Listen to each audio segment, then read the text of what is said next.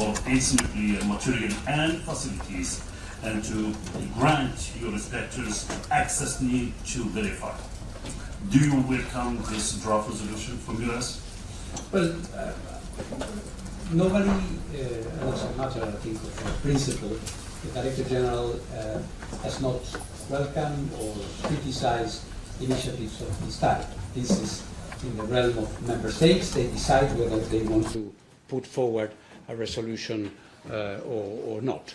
So we will see this resolution has been or will be tabled. I don't know if it has been already, but will be tabled, and it will be considered by the board. Question over there. Yeah. Hi, this is Igor Guillo from Folha de São Paulo, Brazil. I'd like to ask you, Mr. Grossi, is it at this point possible to say that Iran, since you didn't have access to any of the facilities since the attacks last year, complete access, I say, is it possible to say that Iran is or is not going forward on developing the nuclear weapon? Well, I think here we have to be very careful, because we have never said that they were doing that.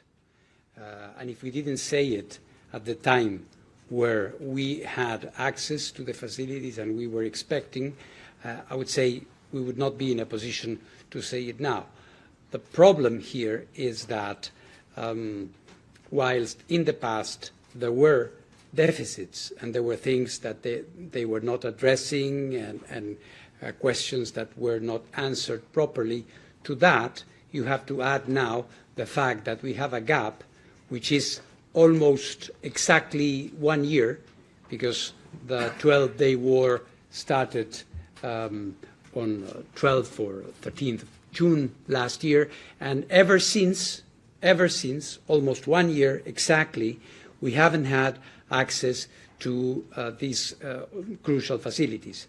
We have just been able, as you know, to inspect a few things, the Bushehr nuclear power plant and some other facilities, but not these ones. So I think what is important is to establish very clearly the fact that Iran is in full compliance with its obligations under the NPT, because that is the way to ascertain and to confirm that there's no diversion of nuclear material or any other illicit activity. Francois. Hi, DG. Francois Murphy from Reuters. Hello. I was just going through your statement to the board. We have the video so far, and you're saying it's very important that we re-engage with Iran. You're saying this to the point when Israel and Iran are firing missiles at each other, President Trump telling them not to, while at the same time maintaining that it's possible to get to some kind of ceasefire extension. Do you feel like things are moving in the right direction, in the direction of re-engagement, as you're saying? I mean, it feels like it could be quite a long way to get there. Well, we are following, yes, thanks, Francois, and I think your point is valid. We seem to be in the midst of, I would say, a complicated phase where attacks seem to be picking up again, and of course, rhetoric is again being more hostile. But we've seen this before, and we've also seen moments where things tend to cool down a bit. What we continue to say, my message must be the same. We need this engagement. This engagement can take different forms. Of course, when you have active shelling or bombing, inspections are not possible, but there are many things that can be done. And the important thing is this dialogue, which has been essentially broken, and which, of course, will always be complicating things even further. So, as you know, and I have said it to you and to other colleagues of yours, I have sporadic contacts with the foreign minister and others, but basically the channel of communication is broken. Question.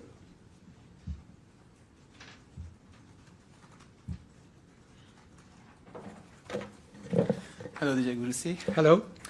I have two questions. Mm-hmm. The first is regarding to the snapback, and now that the snapback mechanism has been activated and the United Nations resolutions requiring Iran to suspend enrichment and the processing have been reinstated, will the IAEA only verify safeguards obligations, or will it also verify Iran's compliance with the suspension requirements? Well, we would need to verify that, but we are not doing it at the moment. That is in principle, but and it's part of the conversation we have been having. We are not able at the moment, by a combination of these two factors. On the one hand, there is military activity from time to time, and Iran has not re-engaged with us. The second question goes to the Iran and United States negotiations. Can the United States and Iran decide on the duration of the restrictions on Iran's nuclear program or on the status of nuclear material without technical assessment of the IAEA? What would be the agency's role in that case? For sure they can. I hope they won't. Because, I mean, two countries can agree to whatever they want, but I think even they themselves would recognize that an agreement without proper verification is an illusion of an agreement. It's a piece of paper, and you don't know whether the terms of it are being complied with. So I think there is recognition that the IAEA must be playing a very, very important role. We have a question in the back.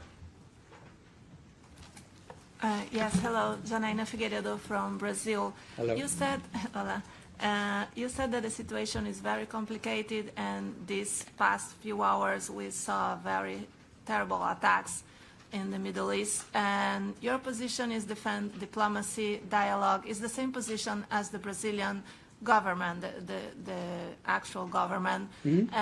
And President Lula talked about it with President Trump a few weeks ago, and as in the case of Cuba, offered some kind of facilitation from Brazil, some kind of participation. I would like to know what do you think about that, especially an eventual Brazilian participation as the things are getting worse and worse. Thank you.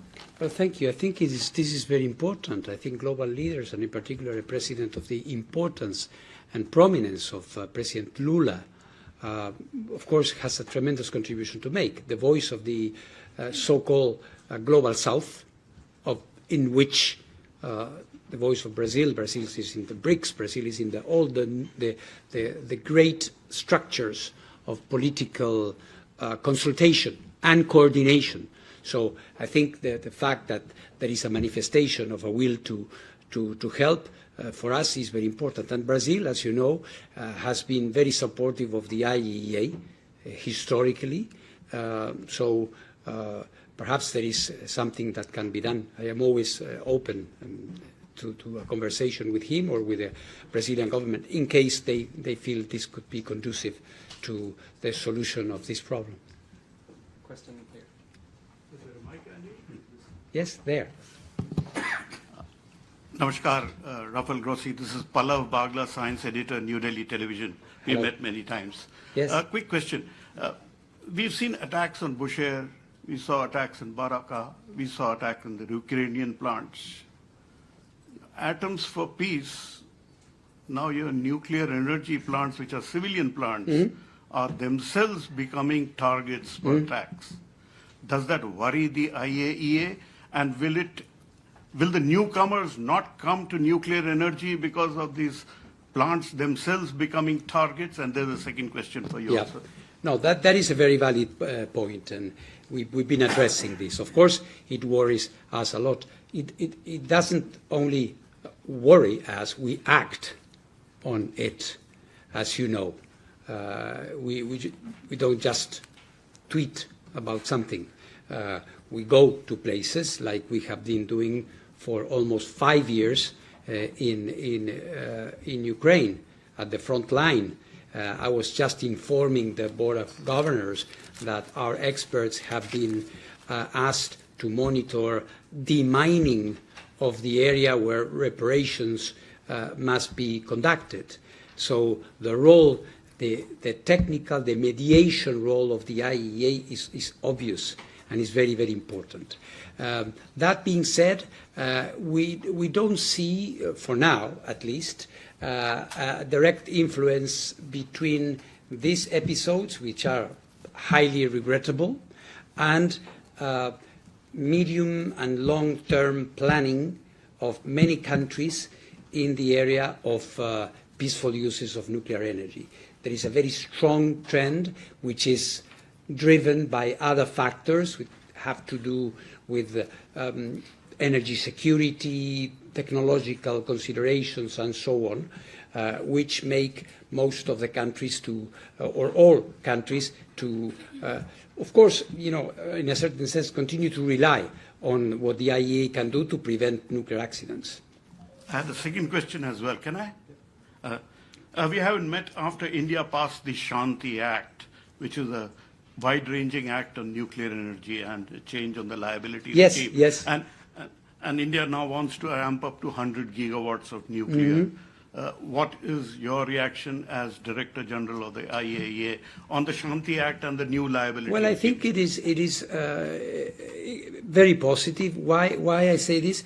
Because naturally, India is traditionally an important nuclear power consumer, user, developer, and now it has an energy policy which is very well known, on which the nuclear factor is poised to increase quite importantly. This means that we are going to be working with India much more. I have been visiting your country, as you know, and I will return. So all of that for us is good news. And by the way, not because there is more nuclear. It's something that goes in the direction of diversifying the energy mix of the country, making it more reliable. So these are all very positive elements. Nice to meet you. I am Oh Seok-min from South Korea's Yonhap News Agency. Hello. I have two questions, one about South Korea and the other one is about North Korea.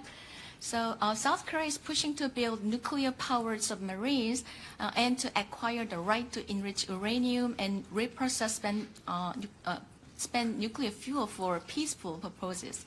So what are the IAEA's key concerns about that move? And South Korea is expected to conclude a separate safeguard agreement with IAEA regarding that project. So I'm wondering how discussions are going on between the two sides. Well, we have, as you know, I was in Seoul just a few weeks ago, and I was discussing with Foreign Minister Cho Hyun these things.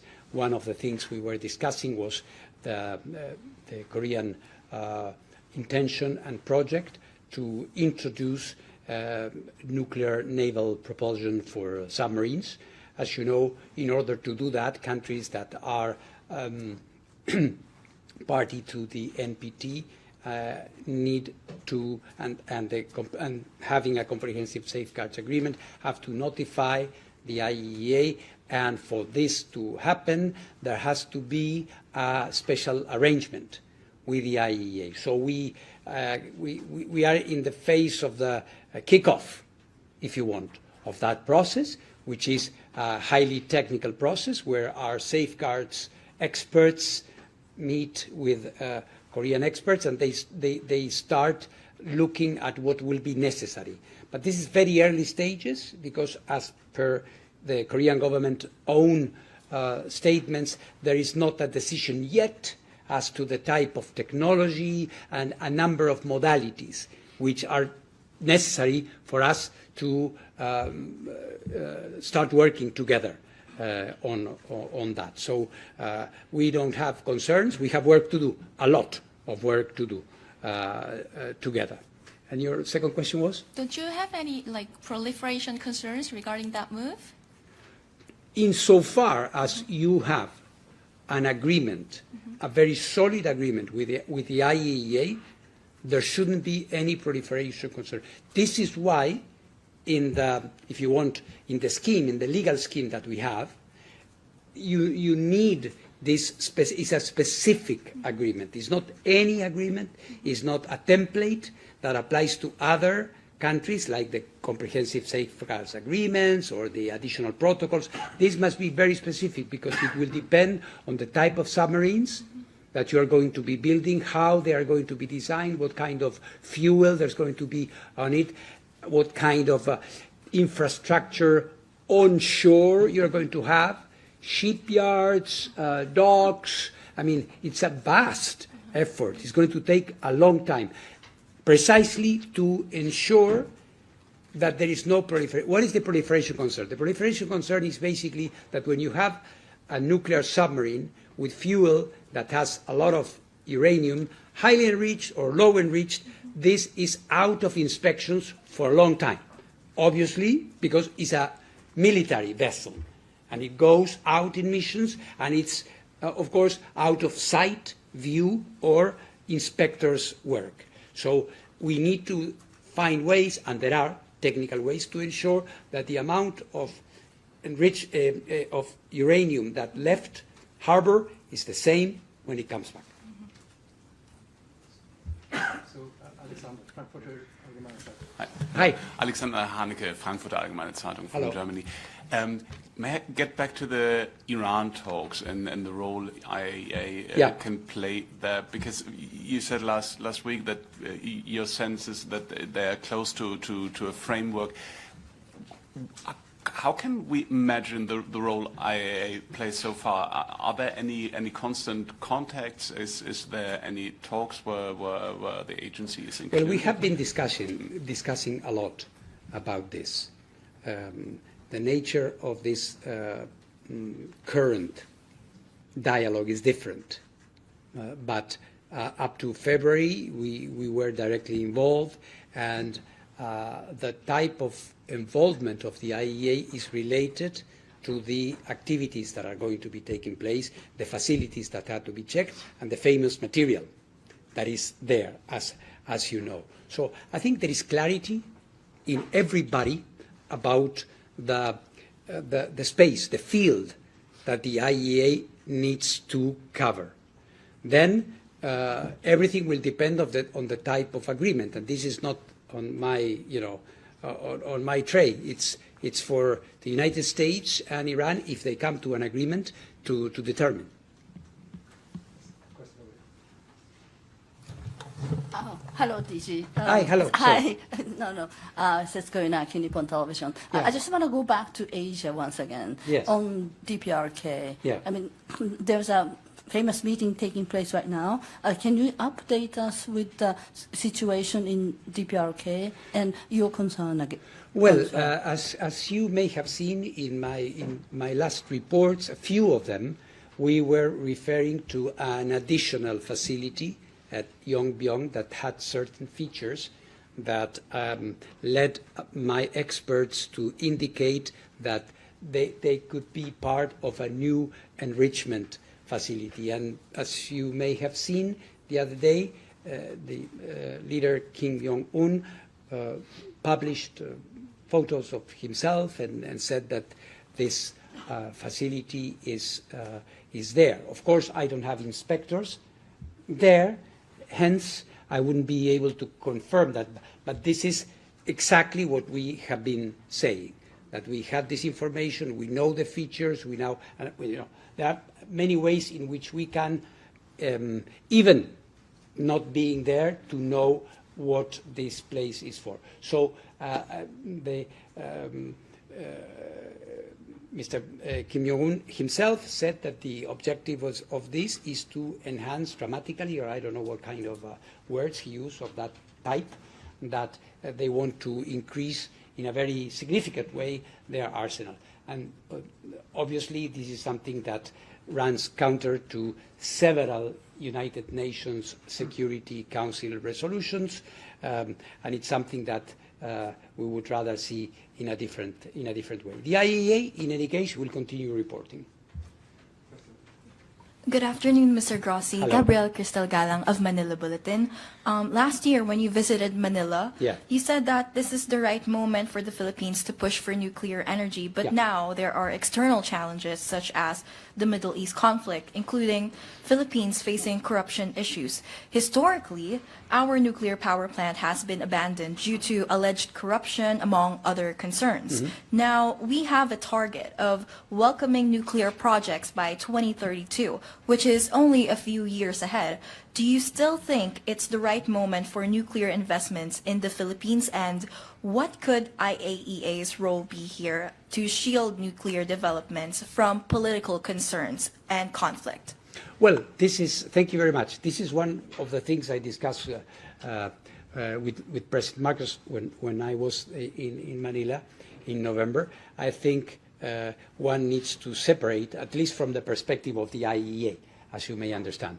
Our interest is to see to it that when the decision, a firm decision, is taken in the Philippines to move with a plan, they have all our support in terms of technical factors, safety, security, even design. We have also discussed the possibility of providing advice in terms of the bidding process. So there's a range of things where the IAEA will be able to contribute. Other things related to governance, corruption, etc., is for Filipinos to work on and to get right. We have a question over there, please. Hi. Thank you. Federica Di Sario from the Parliament Magazine in Brussels. Hello. Two quick questions. Yes. So the first one is, we have seen some reports last week about Baltic countries and Poland being in talks with the US for deploying nuclear weapons on their territory. Was the IAEA involved, and do you support this move? Or do you have some concerns? Yeah. And the second one is actually about your bid to become the next UN Secretary General. What do you think that the United Nations is struggling with at the moment, and how do you think that your future leadership could help? Thank you very much. Well, on the first question, we are not involved. We are not a nuclear weapon organization. These are matters that are in the realm of the defense policies of these countries. We look at this from the angle of non-proliferation. And Poland and the Baltic countries are members in very good standing of the NPT, so they are not developing themselves nuclear weapons. Of course, there is talk about deployments and about new ways in which nuclear weapons would be deployed in Europe, but this is not something that it is part of our work in this regard. On the other thing, I think it's something that I have been able to address in different ways. My impression, and maybe even some of the things we are discussing here today with you, prove that we are in a world where conflict is multiplying, and one regrettable thing to see is that the United Nations is absent from the resolution of these conflicts. It needn't be so. This is my conviction. I think our work in the IAEA shows that there is a way, that there is an alternative, that multilateral platforms can play roles. They do not have a magic wand to solve everything, but certainly things can be done in a much better way. And my style of leadership, if I make it there, will be very similar to this: engagement, presence on the field, and trying to bring, even belligerents together. This is what we have been doing. One thing is to say it, and another thing is to do it. And we are doing it here. It can be done in New York as well. I am convinced. Hi, Shabana Begum from the Straits Times in Singapore. Where Hi, are Mr. you? Grossi. Sorry? I'm here. Sorry. Hi. Just last month, Singapore has announced that it will undergo INIR Phase 1 next year, and you've also visited Singapore last year as well. So based on your experience with Singapore and the teams and the various partnerships with Singapore. Which are the areas, which are the 19 milestone areas Yes. you think that Singapore might need to work on further? Well, the case of Singapore is a very particular one because Singapore has all the technological base, institutional knowledge, and capacity to move into nuclear pretty fast. And it's been a political choice not to integrate nuclear energy into its energy mix. We have been having discussions. I visited the country last year and even before that. And in my conversations with the different officials I saw there, I have come to the conclusion that there is an active consideration now, in particular in the area of small and modular reactors. So basically, the milestones process that you refer to, for those that are not familiar with it, which is the set of steps and concrete guidance that the IAEA can help any newcomer country to follow, so they have a smooth nuclear program. The adoption of the milestones approach would be the wise thing to do, and I believe that a country with a high degree of institutionalization like Singapore would do that. I'm very positive about the prospects there, and we are keeping our contacts, as you said, at technical level. We are sending missions, peer review missions, and trying to prepare well the country for the moment where it decides really to host one NPP. Financial Times. Hi, Martha Muir from the Financial Times. Hello. I wanted to ask about the increasing interest in nuclear because of energy demand caused by AI and data centers. I'm asking because in the US, tech giants, venture capitalists, and the Trump administration are trying to build new plants and SMRs as quickly as possible, but in some cases, they're advocating that safety procedures should be watered down. And I'm talking here about mass firings of NRC staff and plans to turn on SMRs as soon as next month without unified safety standards and processes for storing waste. So I wanted to ask, are you at all concerned that the AI boom could kind of lead to a watering down of nuclear safety standards? No, I'm not concerned about that. I think that in terms of the safety standards, the safety procedures, the security guidance, the technical requirements, these are not changing. What we see, and I take your point that there is a discussion about how the regulated... Sorry, I don't see you. There is a discussion in many countries, including in the United States, but in other countries as well, where they are discussing about the regulators, the regulatory approach, and sometimes there is a simplification. And people believe that the fact that there is talk about making regulation more agile equates to watering it down. Any licensing process would not allow this to happen. So I believe that one thing is maybe the political public discussion, and one different one is how this is going to happen in reality.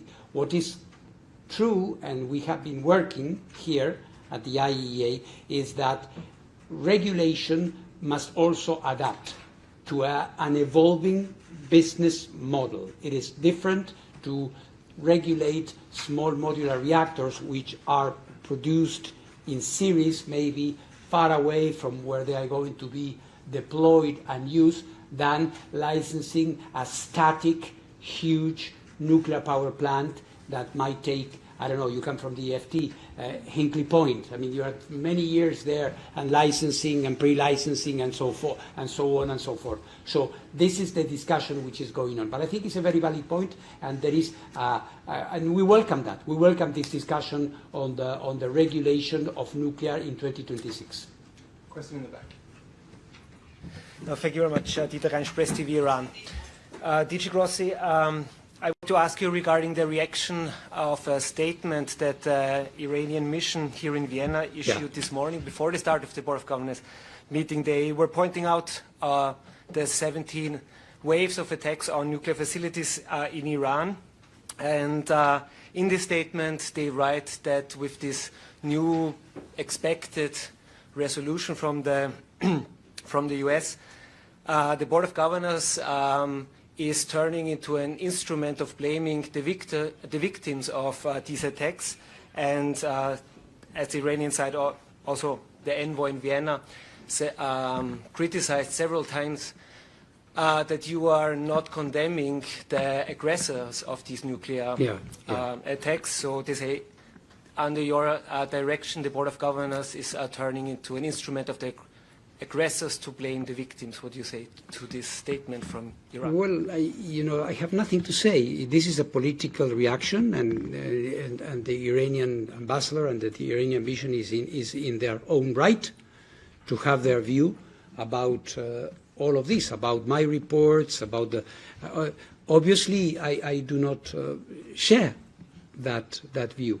My view is in my reports, what I believe that they should be doing.